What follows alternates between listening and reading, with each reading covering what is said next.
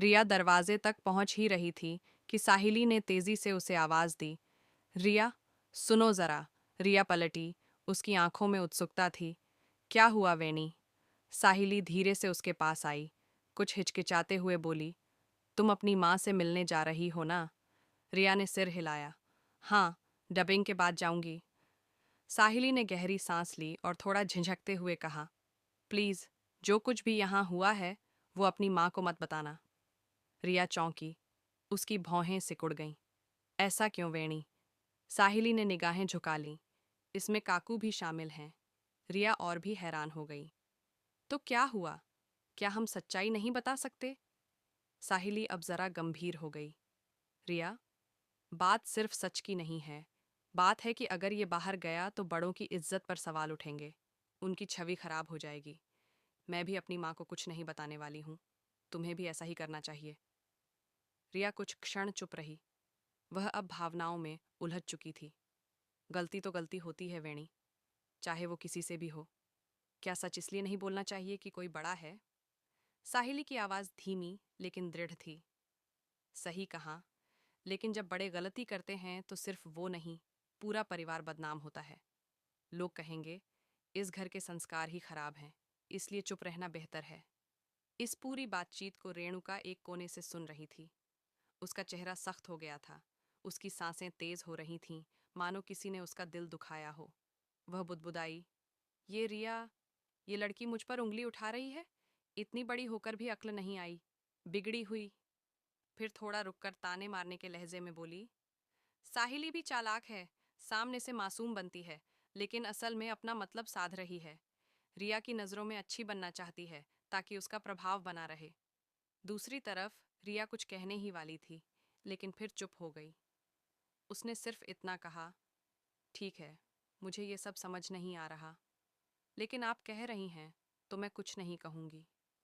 वह चुपचाप वहां से चली गई, लेकिन उसकी आंखों में बेचैनी थी, मन में द्वंद्व।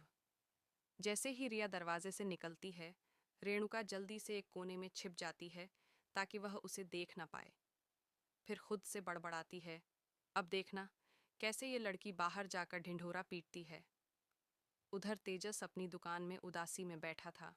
दुकान की दीवारों पर चुप्पी लटक रही थी। वह गहरे सोच में डूबा था, अपनी उंगलियों को मेज पर घुमा रहा था। तभी रोशनी अंदर आई। उसके चेहरे पर चिंता और थकावट साफ थी। तेजस, क्या हुआ? तुम ऐसे क्यों बैठे हो? तेजस ने उसकी तरफ देखा और धीरे से बोला, बाबा मुझसे बात नहीं कर रहे। उन्हें मुझसे नहीं, अपने आप से शिकायत है। लेकिन सज्जा आई को मिल रही है। रोशनी ने कंधे पर हाथ रखा। अगर तुमने ये सब पहले बता दिया होता तो आज ये हाल नहीं होता। तेजस ने गहरी सांस ली। मैंने सेल्फ रिस्पेक्ट के लिए सब किया।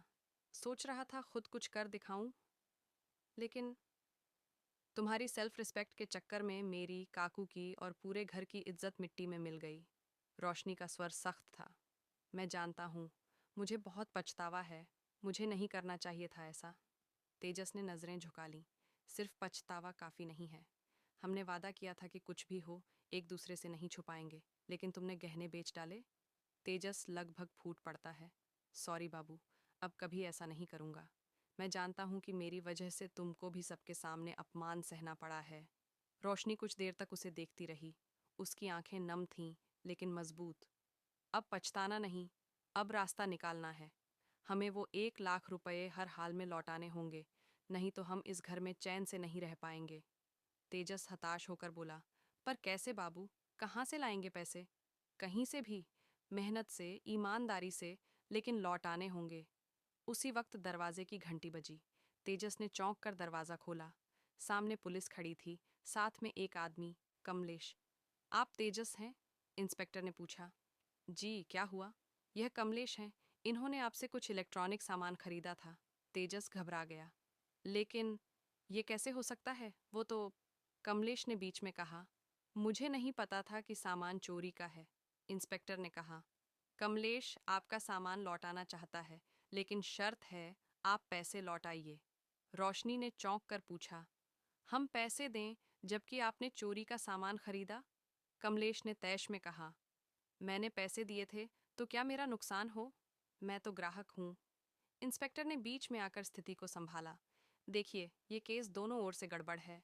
आपसी सहमति से निपटा सकते हैं, वरना केस दर्ज करेंगे। तेजस ने रोशनी की ओर देखा। बाबू, अब क्या करें? रोशनी ने कमलेश से पूछा। आपने कितने पैसे दिए थे? 1 लाख, टीवी, फ्रिज, एसी का। रोशनी ने बिना हिचक कहा। ठीक है, आप सामान लाइए, हम पैसे लौटाएंगे। तेजस अवाक रह गया। बाबू, ये क्या बोल रही हो? 1 लाख? तुम चुप रहो। रोशनी का जवाब सख्त था। हमने गलती की है, उसका जिम्मा भी हमें ही उठाना होगा। इंस्पेक्टर ने सिर हिलाया। सामान मिलने के बाद थाने आइए, रिपोर्ट दर्ज कर लेंगे।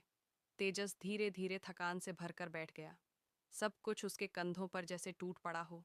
कमलेश चला गया, पुलिस भी निकल गई। रोशनी वहीं खड़ी रही, तेजस के पास। बाबू, तेजस ने धीमे से कहा, अगर तुम नहीं होती तो मैं कब का टूट चुका होता। अब टूटने का नहीं, उठने का समय है। रोशनी ने उसका हाथ थामा। कहीं दूर रिया एक बस में बैठी थी, खिड़की से बाहर देख रही थी। उसकी आंखों में सवाल थे, क्या चुप रहना सही है या सच बोलने की कीमत चुकानी होगी। और उसी क्षण रेणुका मंदिर में दीपक जलाते हुए मन ही मन बुदबुदा रही थी, हे भगवान, इस घर की इज्जत बनी रहे। लेकिन